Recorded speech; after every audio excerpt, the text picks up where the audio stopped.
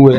क्या कारण माना जाए कि जो विपक्षी हैं वो तो सामने आएंगे नहीं, लेकिन आपकी पार्टी के खुद के लोग आपके साथ में खड़े हुए दिखाई नहीं दिए। देखिए, जिनका अब मैं स्पष्ट रूप से नाम लेना चाहता हूँ, जिस तरीके से कुछ जैसे प्रदीप माथुर यहाँ थे, इस तरीके से उन्होंने वर्तमान में लोकसभा के चुनाव में एक कार्यकर्ता का उन्होंने असम्मान किया है और पार्टी का सम्मान किया है, पार्टी की बातों को दरकिनार किया है, तो आने वाले समय में निश्चित रूप से उनको इस बात का खामियाजा भुगतना पड़ेगा। नमस्कार दर्शकों, आप देख रहे हैं अभी न्यूज। और जैसा कि आप जानते हैं कि चुनावों के परिणाम आ चुके हैं और मथुरा से भारतीय जनता पार्टी की प्रत्याशी हेमा मालिनी लगभग 2,93,000 वोटों से ऊपर विजयी हो चुकी हैं, जिन्होंने अपने करीबी प्रत्याशी कांग्रेस के मुकेश धनगर को 2,93,000 मतों से हराया है। लेकिन कहा जा रहा है कि मुकेश धनगर हार कर भी जीत गए हैं। आखिर क्या कुछ कारण है उनकी जीत के और कैसे जीते हैं वो हार कर? क्योंकि उन्होंने लगभग 20 साल का सूखा जो था कांग्रेस का, वो इस अंतर को कम किया है। हम बात करेंगे उनसे, इस वक्त मौजूद हैं। मुकेश जी, लोग कयास लगा रहे हैं कि आप हार कर भी जीत गए, कैसा लग रहा है इस बात को सुन करके? देखिए, ये जो बात आप कह रहे हैं, ये ब्रज के ब्रजवासियों का प्यार जो दिया है वो बड़ा अतुलनीय और प्रशंसनीय है।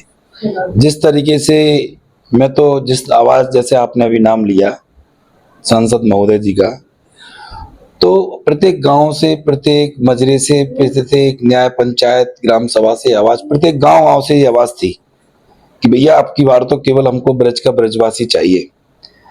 अब जनता ने जो प्यार और जो जो जो उसका परिणाम आया है वो सर्वोपरि है और सर्व मान्य भी है, हम उसको स्वीकार भी करते हैं।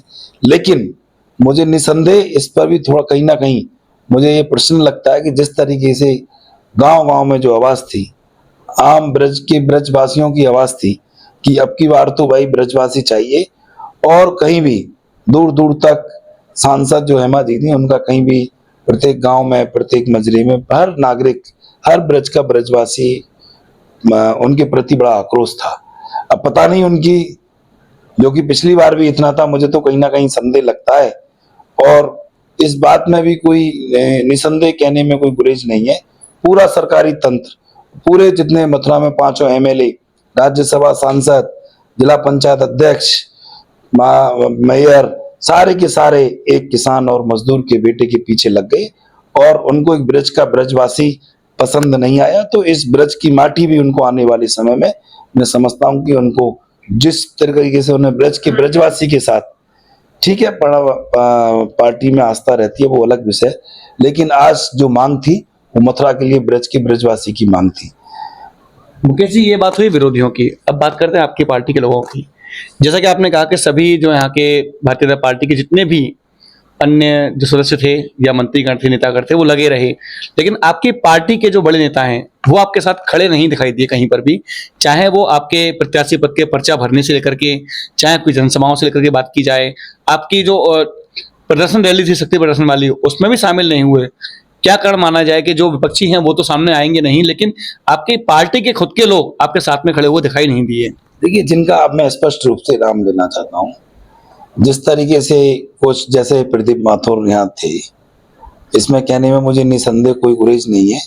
जब वो उनका राजनीतिक करियर प्रारंभ हुआ तो उनको भी टिकट, वो वर्तमान में मंत्री थे दयाल कृष्ण शर्मा जी, वो मंत्री होते हुए भी उनको टिकट दिया गया और यहाँ के तमाम लोगों ने उनका सहयोग किया और उनको यहाँ से मथुरा वृंदावन से उनको एमएलए बनाकर उनको भेजा। पार्टी ने सब कुछ उनको दिया। लेकिन आज कांग्रेस पार्टी और हमारी पार्टी की नेता आदरणीय प्रियंका गांधी जी, राहुल गांधी जी, आप देख रहे हैं पूरे देश के अंदर तानाशाह और आताताई सरकार से किस मुस्तैदी के साथ लड़ रहे हैं। लेकिन कांग्रेस के वरिष्ठ नेताओं को ये सोचना चाहिए, जब हमारा नेता, हमारे पार्टी के नेता किस परिस्थिति से इस आताताई सरकार से सामना कर रहे हैं, आए दिन कहीं ना कहीं उनके ऊपर किस तरीके से आप देख रहे हैं बार होते हैं, लेकिन हमारी पार्टी के नेता मुंह पर ऐसे, पता नहीं उनके मुंह में दही जम गया है, बोलते नहीं है। केवल और केवल वो अपना स्वार्थ के चक्कर में किसी के ऊपर खुलकर बोलने के लिए मैंने कई बार देखा है, कभी खुलकर उन्होंने कोई बात नहीं की। केवल बात की है तो बड़े ऐसे सदे हुए शब्दों में बात करते हैं, जैसे कि उनका ऐसे, उस बातों से लगता है कि कहीं ना कहीं वो अंदर खाने एक दूसरे से मिले हुए हैं। अब लड़ाई मिलने से नहीं चलेगी, अब लड़ाई आर और पार की लड़ाई होगी। ऐसा कौन सा स्वार्थ हो सकता है, जैसे कि आप इशारों इशारों बता रहे हैं, कुछ स्वार्थ उनके हो सकते हैं जिसके चलते वो खुलकर नहीं बोल पा रहे हैं। आपकी नज़रों में ऐसा कौन सा स्वार्थ हो सकता है जिसके चलते वो स्पष्ट रूप से विरोध नहीं कर पा रहे हैं सत्ताधारी पार्टी का? अब होंगे वो निजी स्वार्थ हैं उनके, ये तो मुझे भी नहीं है, लेकिन निजी स्वार्थ, बहुत गहरे निजी स्वार्थ हैं। अब मैं उनकी गहराई में जाऊंगा। जिस तरीके से उन्होंने वर्तमान में लोकसभा के चुनाव में एक कार्यकर्ता का उन्होंने असम्मान किया है और पार्टी का सम्मान किया है, पार्टी की बातों को दरकिनार किया है, तो आने वाले समय में निश्चित रूप से उनको इस बात का खामियाजा भुगतना पड़ेगा। आगामी 20 तारीख को जो आपकी पार्टी के बड़े नेता हैं उनकी मीटिंग होने वाली है, इसी बात को लेकर के कि जिन लोगों ने पार्टी का साथ नहीं दिया या जो लोग पार्टी के साथ में खड़े नजर आए, उनके एक मंथन बैठक का आयोजन किया जा रहा है। क्या लगता है उसमें बैठक में क्या कुछ सामने निकल कर आएगा? जिन जिन लोगों ने पार्टी के लिए, पार्टी के साथ गद्दारी और पार्टी का काम नहीं किया और पार्टी ने सब कुछ उनको मान सम्मान, जो यहाँ तक नाम पहचान दी, वो पार्टी की देन है। ऐसे लोगों के ऊपर आवश्यक कार्रवाई की जाएगी। अयोध्या की भारतीय जनता पार्टी की हार के बारे में क्या कहना चाहेंगे?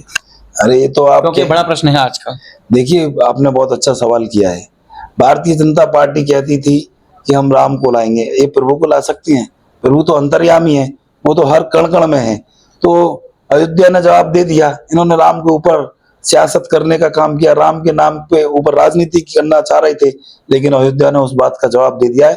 अब राम पे राजनीति नहीं, अब आपको विकास और कर्म के नाम पे राजनीति करनी पड़ेगी। बात की जाए हेमा मालिनी की, तो हेमा मालिनी जैसे चुनाव और जीत कर बाहर निकल रही थी, उनसे पूछा गया था कि विरोधी पार्टी के प्रत्याशियों के लिए क्या कहना चाहेंगी। उन्होंने मुस्कुराते हुए जवाब दिया था कि मेरा कोई विरोधी नहीं है, सब मेरे अपने हैं। उनके लिए क्या कहना चाहेंगे? देखिए हम उनका सम्मान करते हैं, हम उनका सम्मान, दिल से सम्मान करते हैं, लेकिन जिस तरीके से एक जनप्रतिनिधि का कार्य होता है, एक सांसद का कार्य होता है, और बहुत अच्छी सेलिब्रिटी है वो, उनको नैतिक जिम्मेदारी के साथ यहाँ की सेवा करनी चाहिए और जो वादे किए हैं जनता के बीच में, उन वादों को पूरा करना चाहिए। पिछले 10 साल के अंदर उन्होंने जब पहले जगन्नाथ जी की पूजा अर्चना की, तो पहले भी उन्होंने ये बात कसम खाई थी कि मैं यमुना जी को अवरील करूंगी। 10 साल भी हो गए, उनकी सरकार भी रही 10 साल, और फिर पुनः उनको ब्रज के ब्रजवासियों ने आशीर्वाद दिया, फिर वो सांसद चुनी है। मैं तो उनसे अपील करूंगा कि माँ यमुना जी का आचमन करके उस यमुना जी को अवरील करें और शुद्ध करें, तब तो मैं जानूंगा। उन्होंने मंकी सफारी की बात कही, यहाँ जाम की जब मैंने अपने संबोधन में कई बार बोला तो उन्होंने भी ये बात कही कि मैं जाम मुक्ति करूंगी। अब देखते हैं कि सांसद महोदय कितनी अपनी कसौटी पर खरा उतरती हैं। मुकेश धनगर आज एक चेहरा बन चुके हैं, एक पहचान बन चुके हैं, जो कि काफी करीबी अंतर से हारे हैं। बहुत बड़ा अंतर नहीं रहा उनकी। हार और जीत का तो जो चलता रहता है, ये चुनाव है, ये मैदान है, यहाँ पर एक खिलाड़ी को हारना ही होता है। लेकिन आज किसी पहचान के मोहताज नहीं रहे हैं। ऐसे में कैसा महसूस कर रहे हैं? देखिए मैं इस बात के लिए ब्रज के ब्रजवासियों का कभी जीवन भर में उनका ऋणी रहूंगा। जहाँ भी ब्रज के ब्रजवासियों के लिए, जहाँ भी उनको लगता है कि हमें आवश्यकता है, मैं 24 घंटे आधी रात उनकी सेवा के लिए तत्पर हूँ।